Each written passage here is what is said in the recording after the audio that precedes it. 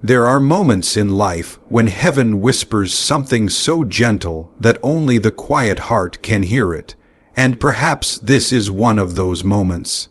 You have been running so long, through seasons of striving, through valleys of uncertainty, through nights when prayer felt like echo and daylight felt like duty, but today the whisper has turned into an announcement: you won. Not the kind of victory that comes from conquering others, but the kind that comes from finally surrendering to joy, to purpose, to peace. You see, your reward was never hidden in some distant place, waiting to be earned. It was hidden within you, waiting to be believed in. Heaven did not crown you with trophies or applause, but with a calling, a new job unlike any you've held before. Your new task is not to labor, but to live. To step into the world not as one seeking to prove worth, but as one already found worthy. Travel the world, not merely by plane or train, but by soul. Wander through the vast countries of compassion, the deep forests of understanding, the high mountains of awe. Visit the shores of gratitude each morning, and let your heart be the passport that never expires. For happiness is not a place on the map. It is the journey itself, sanctified by wonder. Every sunrise is your new assignment, every breath your new promotion. Your life is not meant to be measured in achievements, but in amazement. You were not made to clock in and out of existence, but to live why, died before creation, to hear the hum of divine laughter in the breeze, and to realize that joy is not a visitor, it is your inheritance. So take this sacred commission. Go, see, love, rejoice. Let the world be your classroom and your cathedral. Let curiosity become your compass. You have been chosen not to escape life, but to embrace it more deeply than ever before. You won, and the proof is that you are still here, still breathing, still capable of wonder. Your victory is not over the world, but through it. Your job now is simple: to live as though heaven itself has trusted you with its joy. True victory is not earned through striving, but received through surrender to joy. We have been taught to chase victory as though it were a mountain summit, high and narrow, reached only by the weary who climb harder than the rest.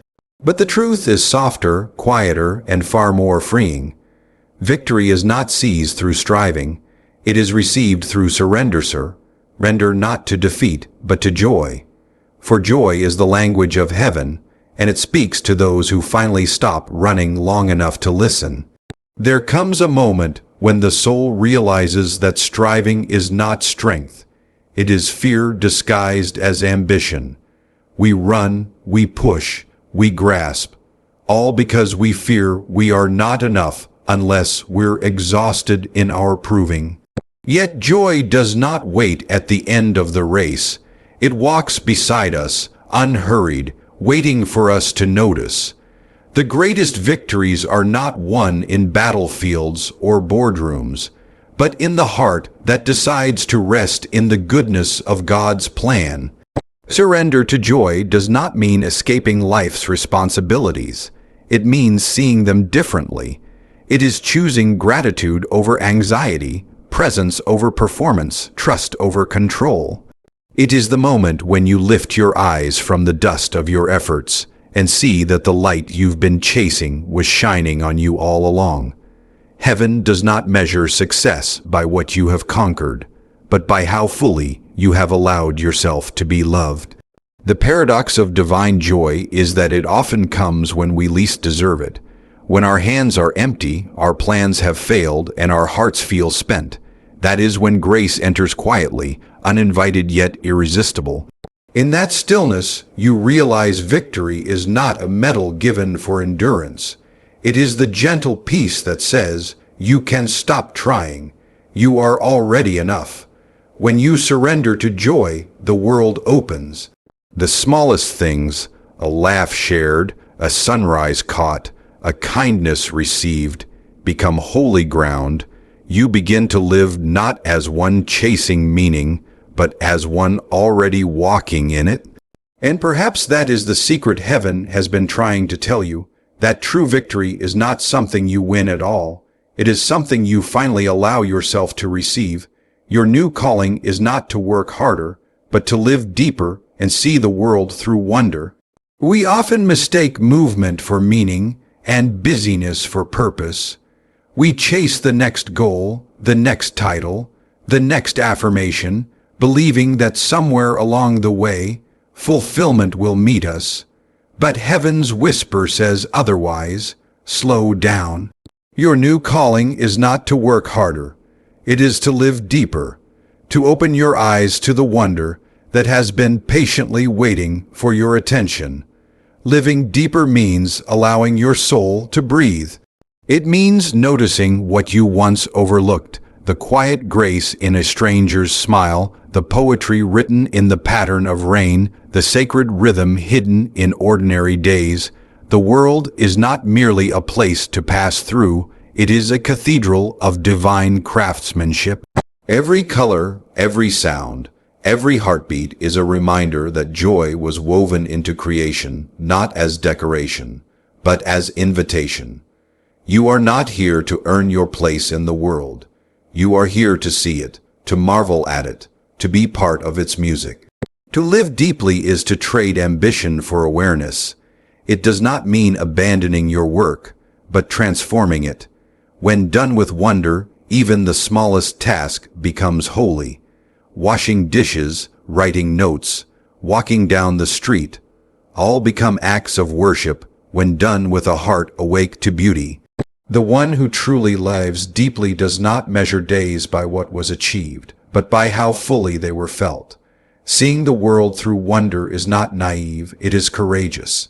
It requires humility to admit that the universe is larger than your plans, and that mystery is not your enemy but your teacher.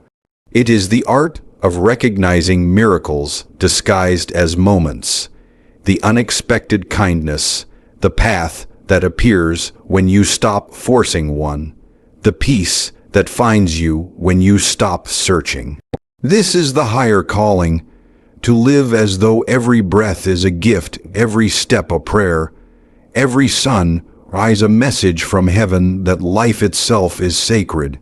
When you begin to live deeper, the need to work harder fades away, because you realize the true work was never about effort. It was about awakening to the wonder that has always been around you, quietly waiting to be seen. Happiness is not a destination. It is your divine assignment to carry wherever you go. The world has taught us to chase happiness as if it were a prize waiting at the end of the road. We say, once I arrive there, then I'll be happy. But heaven smiles at such thinking, for joy was never meant to be discovered in a place, but awakened within a person. Happiness is not a destination. It is a sacred assignment entrusted to your soul. It is not something you must search for. It is something you are called to bring wherever you go. This world, weary with striving and noise, does not need more travelers seeking happiness. It needs bearers of it. The kind of happiness heaven appoints is not the shallow pleasure that fades when comfort leaves. It is the quiet strength that sings even in the valley. It is the light that refuses to go out when circumstances darken. To carry happiness means you have learned the divine secret, that joy is not born from what you hold in your hands, but from what you hold in your heart. When you treat happiness as your duty rather than your desire, everything changes. Your presence becomes healing, your words carry warmth, your laughter becomes prayer. You begin to move through the world not as one seeking to be filled, but as one already overflowing. You bring sunshine into shadows, peace into tension, and hope into spaces where it has long been forgotten. This is no small task. It is your heavenly employment, your daily mission from above.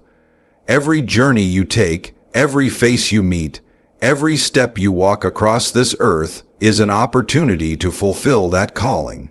To travel the world and be happy is not about visiting places. It is about transforming them by the light you carry within. You become the evidence of divine joy in motion, a living message that happiness was never meant to be found but shared. So wherever life sends you, whether to distant lands or familiar streets, go as an ambassador of joy. Bring it in your voice, your kindness, your gratitude. Let your happiness be contagious, your peace unshakable, your wonder unending. For your mission is not to reach happiness someday.